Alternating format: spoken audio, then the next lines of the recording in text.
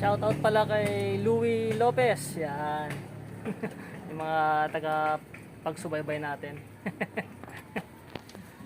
O, say hi naman, Doc Ed dyan. Seryoso naman. Okay. So ito muna, ito yung double filter. Ito muna. Yung gagamitin na pang double filter. Kasi meron ka lang isang filter doon. Plus isa pa dyan. Kaya double filter. Oo. So bukod dun sa isa, nakakabit ngayon, ito yung una muna. Ito yung mauna. Yan yung papunta sa injection pump. Ito na yung papunta sa injection pump. Ito yung pangalawa. Pangalawa yan. So malalaman mo to kung sobrang itim na. Pag madumi na, yan, kung muna kabit mo. So magkano yung ganito? 100. Yan na, kabit mo na. Para maganda ma-monitor natin. Silbi na ito ay ma-monitor yung fuel filter natin kung madumi na. Tsaka Ayan. kung madumi na rin yung pumapasok na diesel. Punta ng injection pump. Ayun. Yan, makikita dyan. So ito yung magmo-monitor ngayon kung madumi yung diesel na pumapasok sa injector. Tama ba? Injection pump. Injection pump yun. Sa injection pump. So dagay natin ngayon to. Ganito na ba kalaki? Ayan. Si Doc Ed na bahala dyan. Hindi ko alam yan. Baka iba pa. Huwag tayo pag marunong. Iba, dami na nagpakabit yan Dito naman ako nagpapagawa. Bakit di mo sinasuggest? O Kenyo, meron ka pala nito. Shoutout kay Kenyo Costales. Di mo nabagit sa akin to, Kenyo Yan, palagay na rin ako niyan, yung gitero para ma-monitor natin kasi nga kung palitin na yung fuel filter natin, dito natin malalaman. Tsaka nakatulong din to pang sala o pang monitor lang. Nakatulong kasi may paper filter siya Mas masasala ngayon yan. Mas masasala niya dito, yun. So bale, ito muna dadaan yung fuel natin. Sasalain niya dito. Tapos pagdating doon bago pumasok sa injection pump, dito muna dadaan yung diesel natin. So double siya, filter. So malaking tulong to kasi may rin siya, papel Yan. Ayos. So tapos na natin. Kapatid mo ba yun? Kapatid mo pala yun. Yan, tapos na. Huwag lang niya kabot pagkakalat ng maraming gawa rito So ito na yung susunod nating kakabit. Ayan, bonus na kaalaman. Yan, ito, function mo na ito. So double filter to. Yan, yung mga arrow naman yan. So dito yung galing sa tangke. Ito yung papunta ng engine. So nakaganyan, pwede siyang ilagay dito para makita mo kaagad. Ngayon, kung halimbawa short ka sa budget, since mas mahal ang fuel filter, kasi 450, 500, ganyan. Ito, mga 100 pesos lang to. 100 pesos lang. So, ito na lang muna palitan yan muna palitan mo. Hindi ka muna magpalit na. Di ba? Tipid. Yan ang tipid tips ni Doc Ed. Tipid tips of the day. Laking katiparan yan. Laking katiparan yan. Yan lang muna. Yan. I-install na natin ngayon yan. So, yan yung topic sa vlog na to. Yan, syempre another vlog yan.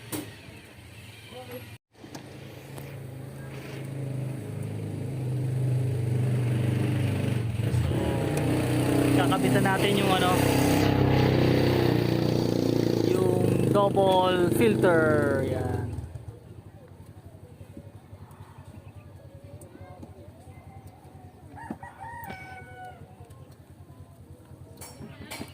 Natanggalin yung tornilyo. Lumalaban First time tanggalin yun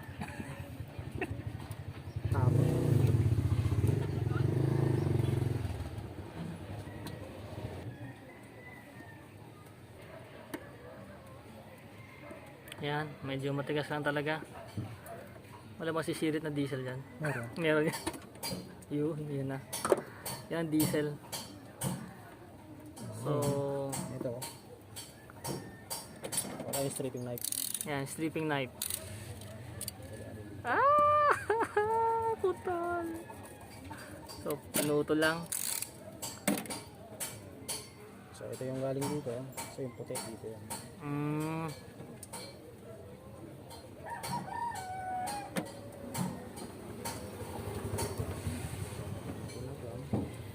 Yan, lagyan natin ng clamp yan para sigurado walang yun, sukat na sukat pala sa hose na yan, no? Sukat na sukat pala. Yan. So, diyan tayo magmo-monitor ngayon kung madumi na yung ano natin, fuel filter. Yan.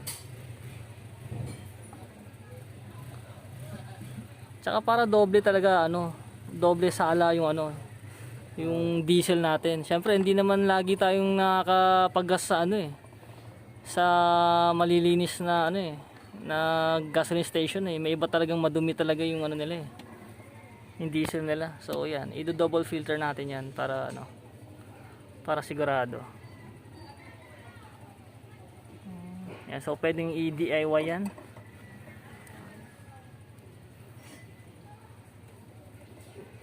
So ikot-ikutin lang hanggang Ayan. pumasok. Ikot-ikot lang hanggang sa ano, ikot-ikot lang hanggang sa pumasok. Ayun, ayun na, baon na. So hindi na ika-clamp yung sa baba. Para lang natin nandito. Ayan. So siyempre bago natin ipasok to, oo, may clamp pala dyan sa may baba. clamp na dito. Meron pala.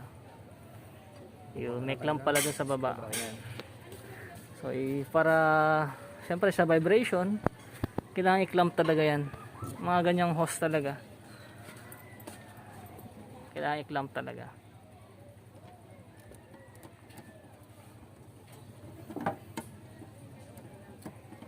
Ang tawag sa maliit na yan? Yan yung sa maliit na yan, sa double filter. Gas filter. Ah, gas. Gas filter. Para sa mga gas engine. Gas engine. Yan ang filter nila. Pang gas lang pala dapat talaga yan.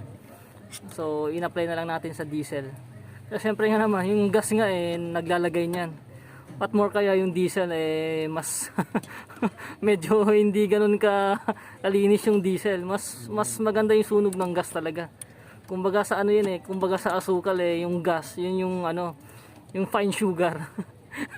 Yung diesel, yun yung ano, wash sugar or brown sugar, yan. 'Di ba? Yun eh.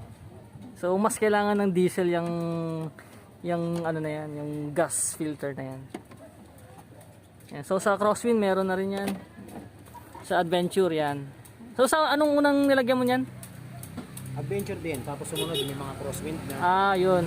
Adventure yung unang nalagyan niya, tapos sumunod na yung mga crosswind.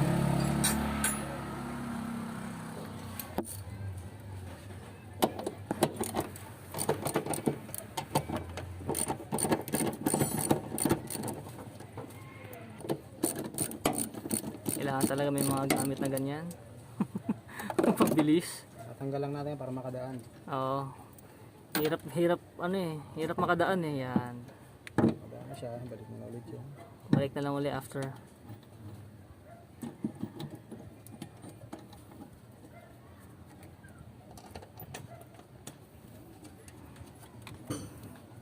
So, dagdag kaalaman to. Siyempre, sa mga kaya naman i-DIY, siyempre sa mga ayaw mag-DIY, alam niyo na kung saan kayo pupunta. Para siyempre, minsan nag-aalangan kayo eh, tama ba yung ginawa ko? Doon tayo sa may alam talaga.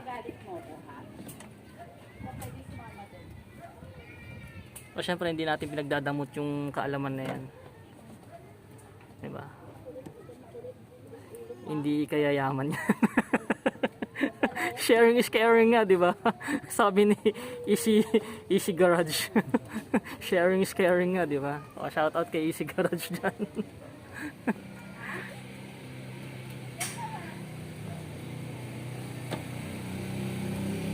Yan. Akyat na siya. Ayan. Nagkakarga na siya ng diesel, oh.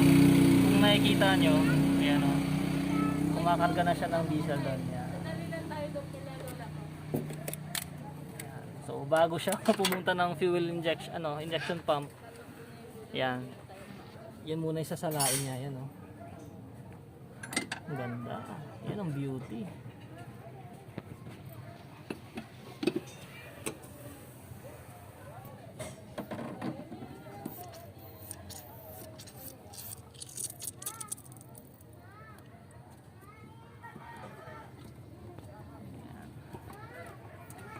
So kailangan mapuno yan, no? Hindi naman. Tama lang. Kumbaga tatanggalin lang natin yung hangin. Ah, hangin. Wala nang hangin. Pwede na yan. Pwede na. Yun. Sige, start mo na. Start na. Start na natin. So, yung start na natin. So, ano to? Test drive na. Test drive na natin.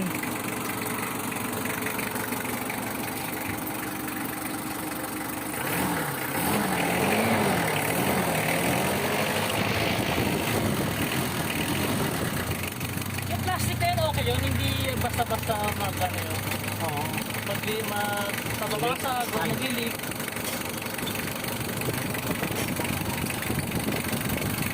Ayos. So, ano? O, ikaw na mag-drive, syempre. Ang gamit mo.